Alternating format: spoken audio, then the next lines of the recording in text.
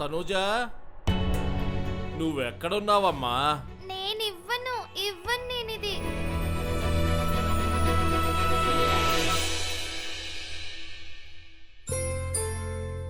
ఈ పెళ్లి కూతురు బొమ్మని ఇవ్వను, నేను పెళ్లికి రాను. ఎందుకని రాదంట? నా చిన్నారి చిట్టి తల్లి పెళ్లికి నేను వస్తే ఈ బొమ్మని ఇచ్చేయాల్సి వస్తుంది కదా, అందుకే. పోయినసారి రాఖీ కూడా తన బొమ్మని ఇచ్చేసింది. చూడు తల్లి, పెళ్ళైన తర్వాత ఏ అమ్మాయినా వెళ్లాల్సి వస్తుంది. నువ్వు నా కూతురువి కదా, కొన్నాళ్లకు పెద్దదానివవుతావు, నీకు పెళ్ళవుతుంది. అప్పుడు నువ్వు కూడా నన్ను వదిలి వెళ్లాల్సి వస్తుంది. ప్రతి అమ్మాయి జీవితంలో ఇలాగే జరుగుతుంది. ఆ తర్వాత కూడా తన కూతురు తల్లిదండ్రులకు రాణిగానే కనిపిస్తుంది. కళ్యాణం చూడమ్మా, తల్లిదండ్రులకు చాలా సంతోషంగా ఉంటుంది. ఎందుకంటే వాళ్ళ అమ్మాయి పెళ్లి జరుగుతుంది, తర్వాత తను రాజకుమారుని ఇంటికి వెళ్తుంది గనక. మీరు నిజం చెప్తున్నారా? నేను నా బొమ్మని ఇచ్చేనా? అవును తల్లి, నీ బొమ్మ సంతోషంగా ఉండాలని నువ్వు కోరుకుంటున్నావుగా. నాన్న, నిన్న పెళ్ళయ్యాక నేను చాలా సంతోషంగా ఉంటానా? అవునమ్మా, ఆ సంతోషాన్ని నేను నీకు తిరిగి ఇచ్చేస్తాను. నీ పెళ్లి చాలా ఘనంగా వైభవంగా జరిపిస్తాను. అలాగే నాన్న, మీరు చెప్పారుగా, నేను నా బొమ్మని ఇచ్చేస్తాను. ఇప్పుడైతే నువ్వు నా మాట వింటున్నావు, కానీ రేపు పెద్దయ్యాక పారిపోయి పెళ్లి చేసుకుంటే? అయ్యో నాన్న, పారిపోయి పెళ్లి చేసుకోవాల్సి వచ్చినా మిమ్మల్ని అడిగి వెళ్తాను కదా. మీరు నాకు ఇచ్చే సంతోషాన్ని వదులుకొని వెళ్ళను. ఓహో నా చిట్టి తల్లి, చెప్పు మరి.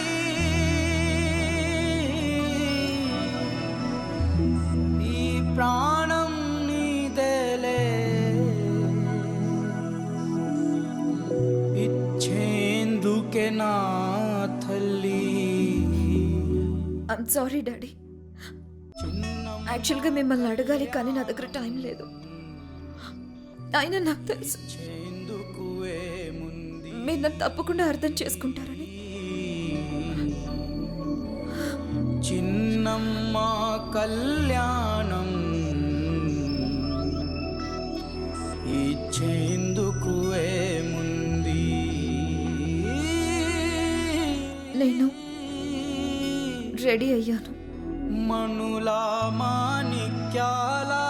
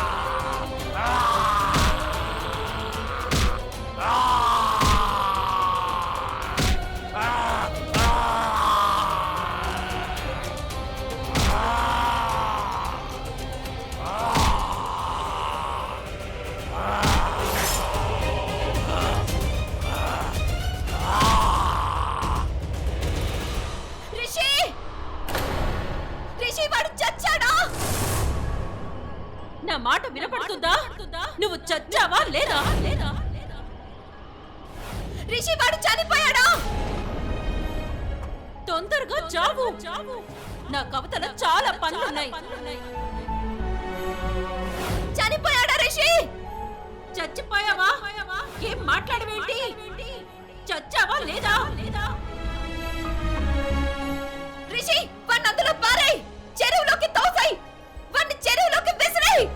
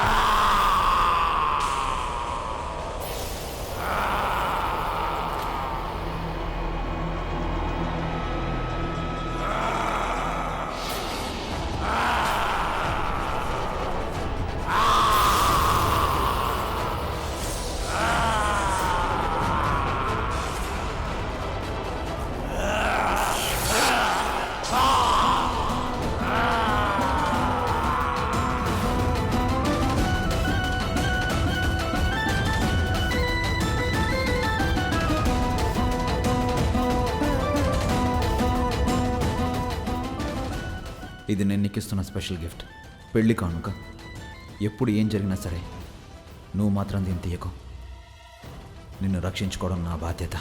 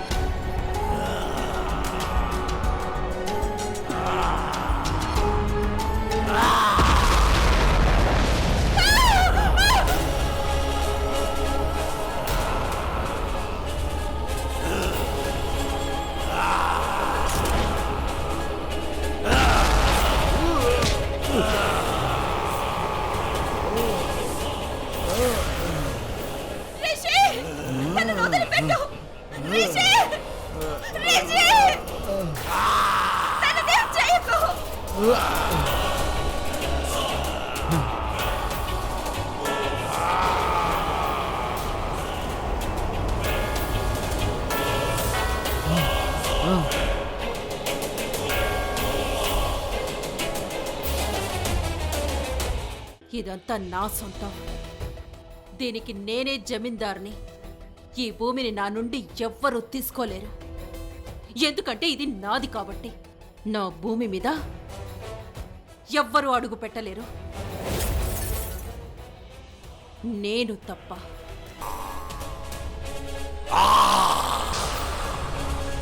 తను వచ్చేసింది. సంవత్సరాల నుండి నేను ఎదురు చూస్తున్న మనిషి వచ్చేసింది. నేను తనని చంపితే నా ఆత్మకి ముక్తి లభిస్తుంది.